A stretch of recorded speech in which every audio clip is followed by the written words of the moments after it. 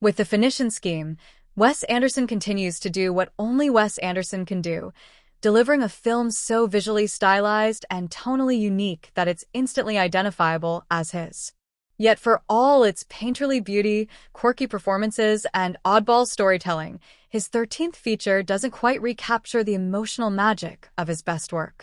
That's not to say it's a misfire, it's far from it, but the Phoenician scheme settles into the interesting but uneven category of Anderson's career, nestled somewhere between his true masterpieces and his more experimental curiosities. Anderson's trademark visual style is in peak form. From its first frame, the Phoenician scheme reaffirms that Anderson's sense of visual design remains unmatched. Collaborating with cinematographer Bruno Delbonnel, Amélie, The Tragedy of Macbeth, Anderson composes shots like dioramas, symmetrical, theatrical, almost otherworldly. The saturated warm palette and period-specific details turn 1950s Europe into something that feels both nostalgic and dreamlike. Every costume, wig, and prop looks meticulously curated, making the film a visual feast.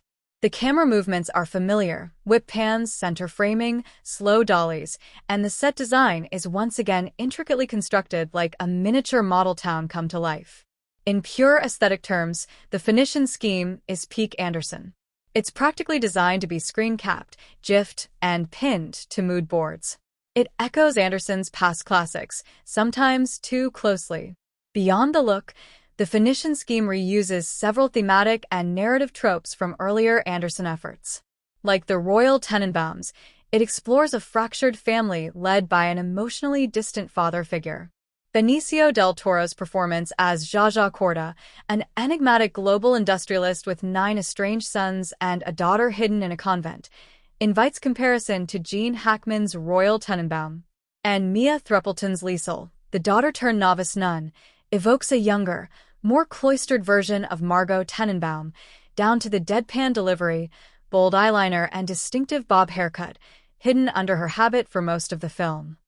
The 1950s setting places the Phoenician scheme in line with Asteroid City and the Grand Budapest Hotel, two other recent entries in Anderson's oeuvre that embrace time periods from the past to highlight anxieties that feel eerily present. In this case, a Cold War backdrop subtly mirrors the emotional frost between Corda and his family.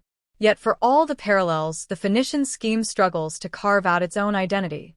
Where the Royal Tenenbaums and Moonrise Kingdom found emotional resonance in their whimsy, this film occasionally feels like a pastiche of Anderson's own filmography, an echo of an echo.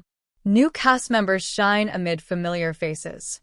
Wes Anderson's films are often cinematic family reunions, and here too we see regulars like Tom Hanks, Bryan Cranston, and Tilda Swinton slotting into eccentric side roles. But it's the new additions who stand out most. Michael Cera, in his first collaboration with Anderson, is a revelation. As Bjorn Lund, a sensitive tutor brought in to wrangle Corda's unruly sons, Cera brings a gentle, dry charm that feels perfectly suited to Anderson's world. His role becomes even more interesting after a surprising mid-film twist gives Cera a chance to flex more dramatic and subtly comedic chops. Mia Thruppleton, perhaps best known as Kate Winslet's daughter in real life, delivers a breakout performance as Sister Liesel. Her restrained intensity and quiet sarcasm give the film its emotional core. Her scenes with Del Toro crackle with unspoken tension and layered vulnerability. And then there's Benedict Cumberbatch, who nearly steals the whole movie in a late appearance as Uncle Nubar, Corda's flamboyant and mysterious half-brother. Dressed like a blend of Doctor Strange and Count Olaf, Cumberbatch barrels into the final act with wild energy, turning his limited screen time into an unforgettable showdown of sibling rivalry. But the characters feel underdeveloped. As with several of Anderson's more recent efforts, the biggest shortcoming of the Phoenician scheme is emotional detachment. While the actors give committed, finely tuned performances, the script doesn't always provide enough depth to make their arcs feel meaningful. Corda, despite Del Toro's best efforts, remains too enigmatic to be truly affecting. The film hints at regret and redemption, but it keeps Corda at arm's length for so long that his eventual softening lands without much weight. Likewise, the sons, each given a distinct quirk or costume, feel like props more than people. Even Liesel, whose storyline is the most promising, doesn't get the time she needs to fully blossom. This isn't uncommon for Anderson, who often leans into stylization over sentiment. But in his best work, Tenenbaum's Fantastic Mr. Fox, Budapest Hotel, there's a beating heart beneath the craft.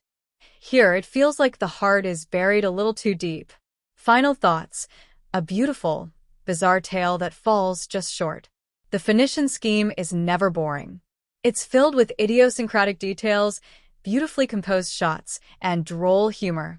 It's a film only Wes Anderson could make, and in that sense, it's a creative success. But as a story, it's not as cohesive or emotionally stirring as his finest films. If The Royal Tenenbaums and The Grand Budapest Hotel are Anderson firing on all cylinders, The Phoenician Scheme is more of a stylish detour, occasionally brilliant, consistently odd, but ultimately minor in the grand scheme of his career.